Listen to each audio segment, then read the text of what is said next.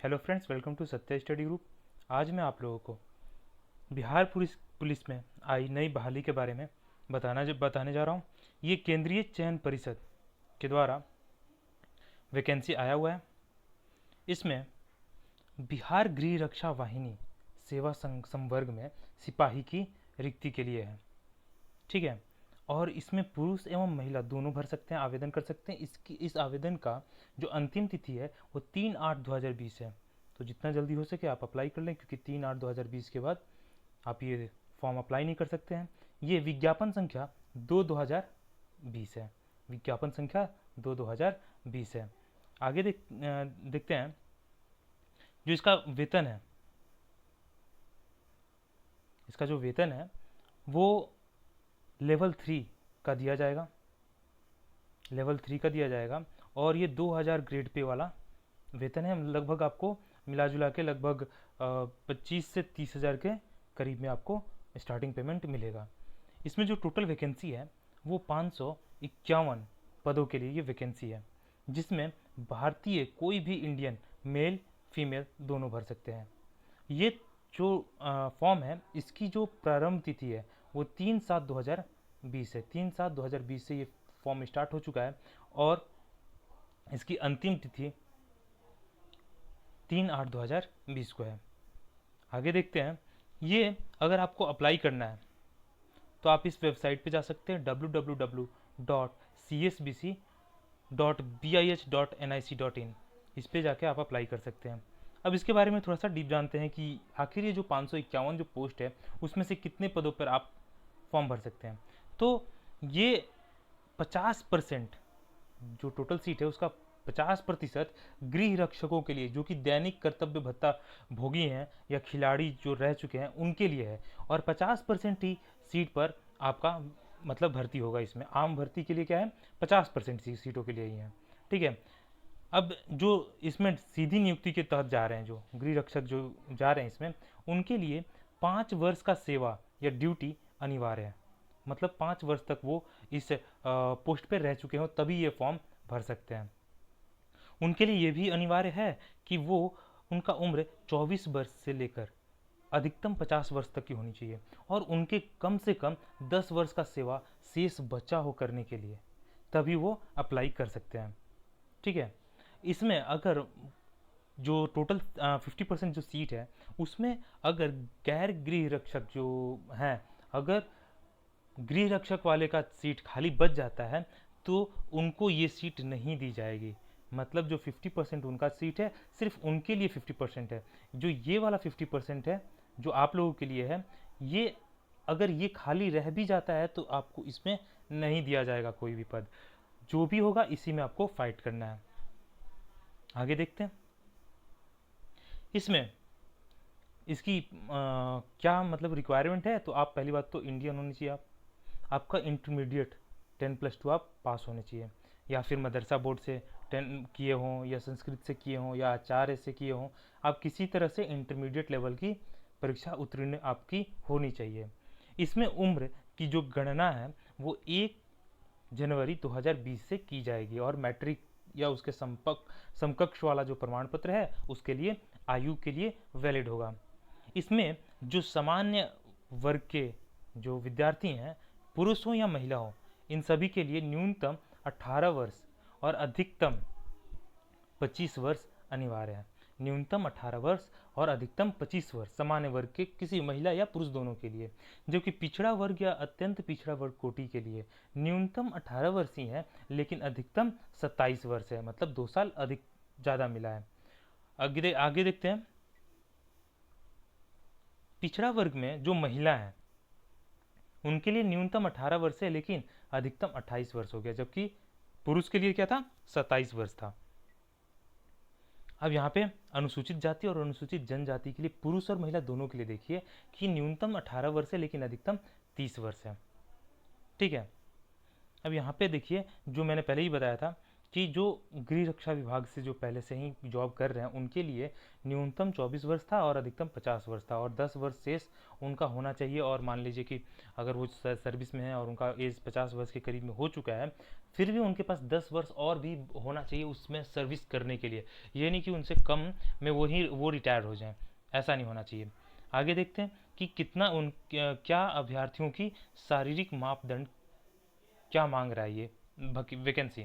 ठीक है, तो इसमें अभ्यर्थियों के लिए ऊंचाई और सीमा माप के लिए कोई अंक देय नहीं होगा। सबसे पहले आप ये ध्यान रखिए, अगर आप कितनी भी, अगर हाइट आपकी जो रिक्वायर्ड हाइट है, अगर उससे ज़्यादा आपकी हाइट है तो उसके लिए कोई नंबर नहीं मिलने वाला। सीमा जितना आपको सीना जितना आपको फुलाना है, अगर उससे ज़्यादा भी फुलाते हैं तो भी आपको कोई नंबर दिया नहीं जाएगा इसमें। ठीक है, अगर आप इसमें से कोई भी चीज़ में अगर आप नहीं आते हैं, जैसे आपकी हाइट नहीं है, सीना नहीं है, तो आपको असफल घोषित कर दिया जाएगा।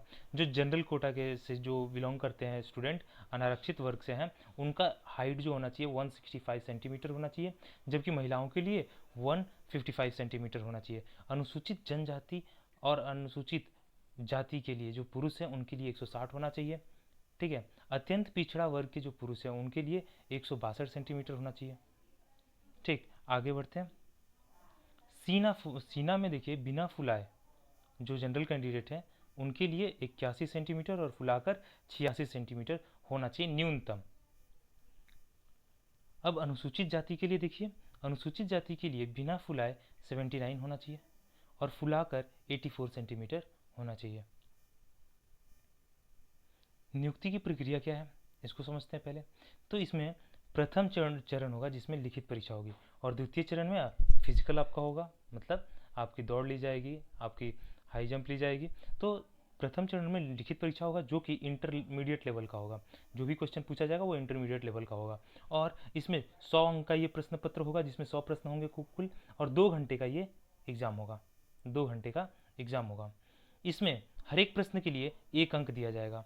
इस पूरे नोटिफिकेशन में कहीं भी माइनस मार्किंग का जिक्र नहीं है, तो मतलब माइनस मार्किंग नहीं दिया जाएगा। फिर भी आप अगर क्वेश्चन पेपर आपको जब मिलता है तो उसमें देख लें कि माइनस मार्किंग है कि नहीं है, ठीक से उसको पहले रीड आउट कर लें। फिर OMR के लिए देखिए, ये जो आपको ऑब्जेक्टिव टाइप का ये क्वेश्चन होगा और ये OMR टाइप का OMR होगा। ठीक है, उसमें आपको रंगना है। पाठ्यक्रम, इसके सिलेबस के बारे में भी मैं आपको, अगर आप कमेंट करेंगे तो मैं इसके सिलेबस के बारे में भी डीपली बताऊंगा। अगर सिलेबस में कोई ऐसा सब्जेक्ट है अगर आपको डिफिकल्ट लग रहा है तो ज़रूर पूछें, मैं उसके ऊपर भी वीडियो बना के आपको दूंगा। तो प्लीज़ कमेंट करके मुझे ज़रूर बताएं। और इसमें जो लिखित परीक्षा है उसके लिए उसकी बेसिस पे मेरिट लिस्ट तैयार नहीं होगा। जो भी मेरिट बनेगा आपका वो रिटर्न पे नहीं होगा, ये जो भी मेरिट होगा ये फिजिकल पे होगा। फिजिकल पे आपको मेरिट मिलेगा। ये सिर्फ क्वालिफाइंग नेचर का है, जिसमें लिखित परीक्षा में 30% से कम अंक अगर आपके आते हैं तो आपको असफल घोषित कर दिया जाएगा, और 30% से ज़्यादा ही लाना है, क्योंकि आपको नॉर्मल जो कट ऑफ आएगा रिटर्न का वो तो कम से कम आपको पास करना ही है, क्वालिफाई करना ही है। ठीक है, आगे देखते हैं शारीरिक दक्षता में क्या है। शारीरिक लिखित परीक्षा में असफल घोषित हो जाने के बाद आपको शारीरिक दक्षता में तो वैसे ही भाग नहीं लेने दिया जाएगा। ठीक है, अब यहाँ पे जो भी लिखित परीक्षा होगा उसमें कम से कम जितने अभ्यर्थी आएंगे उसके 5 जो भी सीट निकला हुआ है 551, उसका 5 गुना विद्यार्थी लिखित परीक्षा में वो लेगा, 5 गुना अभ्यर्थियों को लिया जाएगा। नेक्स्ट, जो द्वितीय चरण है, द्वितीय चरण में शारीरिक दक्षता होगा, मतलब आपका फिजिकल होगा। फिजिकल में कुल 100 अंकों का ये फिजिकल होता है, जिसमें दौड़ 50 अंक का है, बहुत ही इंपॉर्टेंट। दौड़ आपका 50 अंक का है, और इस दौड़ में अगर आप पुरुष हैं तो आपको 1600 मीटर, और अगर आप महिला हैं तो आपको 1 किलोमीटर दौड़ना है। और 1600 मीटर कम से कम आपको 6 मिनट में तो दौड़ ही लेना है अगर पुरुष है तो। अगर महिला है तो कम से कम आपको 5 मिनट, मतलब कि अधिकतम 5 मिनट आप ले सकते हैं। इससे ज़्यादा लेंगे तो आपको तो डिस्क्वालीफाई कर दिया जाएगा। अगर 6 मिनट से ज़्यादा अगर पुरुष लेते हैं 1600 मीटर दौड़ने के लिए तो उसको डिस्क्वालीफाई कर दिया जाएगा। और जो विद्यार्थी पुरुष हैं उनको 5 मिनट तक से कम समय में अगर दौड़ते हैं तो उनको 50 में से 50 अंक दिए जाएंगे, टोटल अंक फुल मार्क मिलेगा। अगर 5 मिनट से 5 मिनट 20 सेकंड तक के में वो दौड़ते हैं तो उनको 40 अंक, 5 मिनट 20 सेकंड से 5 मिनट 40 सेकंड तक के दौड़ते हैं तो उनको 30 अंक मिलेगा, और 5 मिनट 40 सेकंड से अगर 6 मिनट के बीच में दौड़ते हैं तो उनको 20 अंक मिलेगा, और 6 मिनट से अधिक समय लेने वाले अभ्यर्थी को असफल घोषित कर जाएगा। तो सबसे ज़्यादा आपको किस में लाना है, कम से कम आप 5 मिनट से कम समय लें, तभी आपका 50 अंक मिलेगा, क्योंकि इसी पे मेरिट लिस्ट तैयार होने वाला है। ठीक है, महिला के लिए क्या है, तो महिलाओं के लिए 1 किलोमीटर दौड़ना है और अधिक से अधिक समय 5 मिनट लेना है आपको। अगर 5 मिनट के अंदर लाते हैं, 4 मिनट से 40 सेकंड से 5 मिनट के अंदर में रहते हैं, तो आपको 20 अंक मात्र मिलेगा। अगर 4 मिनट से अगर कम समय लिया है आपने तो 50 अंक फुल मार्क मिलेगा आपको। 4 मिनट से 4 मिनट 20 सेकंड तक आ गए तो 40 अंक। 4 मिनट 20 सेकंड से 4 मिनट 40 सेकंड तक मतलब आपको 30 अंक मिलेगा। 4 मिनट 40 सेकंड से 5 मिनट तक आपको 20 अंक मिलेगा। तो आप कोशिश करें 4 मिनट से कम, क्योंकि फुल मार्क मिलेगा तो ही आप मेरिट लिस्ट में आ पाएंगे। मेरिट के लिए बहुत इंपॉर्टेंट है। गोला फेंक में 25 अंक आपको मिलने वाले, 50 अंक आपके दौड़ के लिए, 25 अंक आपके गोला फेंक। गोला फेंक पुरुष के लिए 16 पाउंड का गोला होगा, जो कि 16 फीट फेंकना है। 16 पाउंड का गोला 16 फीट फेंकना है। अगर आप 16 से 17 फीट तक फेंकते हैं तो 9 अंक आपको मिलते हैं। 17 फीट से 18 फीट के बीच में फेंकते हैं तो 13 अंक, और 18 से 19 फीट के अंदर भेजते हैं तो 17 अंक। 19 फीट से 20 फीट के अंदर अगर फेंकते हैं तो आपको 21 अंक यहाँ पे मिलता है। अगर आपने 20 फीट से ज़्यादा फेंका है तो आपको फुल मार्क मिलेगा। तो कोशिश करें कि 20 फीट से ज़्यादा फेंके। 16 पाउंड का जो गोला है, पुरुष 20 फीट से ज़्यादा फेंके ताकि आपको फुल मार्क्स मिल सके। ठीक है, महिलाओं के लिए क्या है कि 12 पाउंड का गोला जो है वो 12 फीट फेंकना है। अधिकतम अंक आपका 25 अंक है। अगर आप 16 फीट से ज़्यादा फेंकते हैं, 12 पाउंड का गोला 16 फीट से ज़्यादा फेंकते हैं तो ही आपको 25 अंक मिलेगा। तो कोशिश करें कि 16 फीट से ज़्यादा फेंकें। ठीक है, 16 फीट से कम ना फेंकने की कोशिश करें, क्योंकि इस पर मेरिट लिस्ट तैयार होने वाला है। अब देखिए, 50 अंक आपका दौड़ का हो गया, 25 अंक आपका गोला फेंक का हो गया, और एक है ऊंची कूद, हाई जंप। यहाँ पे लंबी कूद नहीं है, यहाँ पे ऊंची कूद है 25 अंक का। 25 अंक और 50 अंक टोटल 100 अंक हो गया। 100 अंक का ही आपका फिजिकल है, 100 अंक का ही फिजिकल है, जिसमें से हाई जंप हो, ऊंची कूद का 25 अंक, गोला फेंक का 25 अंक और दौड़ का 25 अंक। और इसमें पुरुष के लिए क्या करना है, 4 फीट की ऊंची कूद है। 4 फीट से अगर मतलब 5 फीट तक अगर आप कूदते हैं तो फुल अंक आपको मिलेगा, 25 अंक मिलेगा। अगर 4 फीट 8 इंच कूदते हैं तो 21 अंक, 4 फीट 4 इंच पे 17 अंक, और 4 फीट कूदते हैं तो 13 अंक आपको मिलने वाला है। इससे अगर कम में आप कूदते हैं तो आपको असफल घोषित कर दिया जाएगा। महिलाओं के लिए देखते हैं, महिलाओं के लिए क्या है, तो न्यूनतम 3 फीट इनको कूदना है, और इनको अगर 4 फीट कूदते हैं तो इनको फुल मार्क मिलेगा 25 अंक। ठीक है, अब गोला फेंक ऊंची कूद में अधिकतम 3 मौका मिलेगा। बहुत ही इंपॉर्टेंट, आपको गोला फेंकने में और ऊंची कूद में अधिकतम 3 अंक मिलेगा। जबकि दौड़ में ऐसा कुछ नहीं है, एक बार में आपको दौड़ना है, और अगर आप क्वालिफाई होते हैं तो ठीक, नहीं तो आपको बाहर कर दिया जाएगा। जबकि गोला फेंकने में या फिर हाई जंप में, इन दोनों में आपको 3-3 मौका दिया जाएगा। अब देखिए, मेधा सूची, जो मेधा सूची होगा, शारीरिक दक्षता जो होगा वो 3 स्पर्धाओं के लिए ही होगा। ये तो आप समझ चुके हैं, सिर्फ फिजिकल पे डिपेंड करता है आपका मेधा सूची, सिर्फ फिजिकल पे ही। और फिजिकल में 3 ही चीज़ें, दौड़ है, ऊंची कूद है और गोला फेंक है। दौड़ में 50 अंक, ऊंची कूद में 25 अंक और गोला फेंक में 25 अंक। तो कोशिश करें ये फुल लाने के लिए, क्योंकि अगर आप फुल लाते हैं तभी आपका सिलेक्शन पक्का है। आगे देखते हैं, रिक्तिकों में मैंने बताया था कि टोटल 551 पोस्ट है, जिसमें से 301 पद गृह रक्षक जो कि पहले से जॉब में है उनके लिए है, जबकि आपके लिए है 250 पद पे। 250 पद ही आपके लिए दिए गए हैं, जिसमें आपको फाइट करना है। तो कोशिश करें। अब देखते हैं इसको कैटेगरी वाइज में कैसे बांटा हुआ है।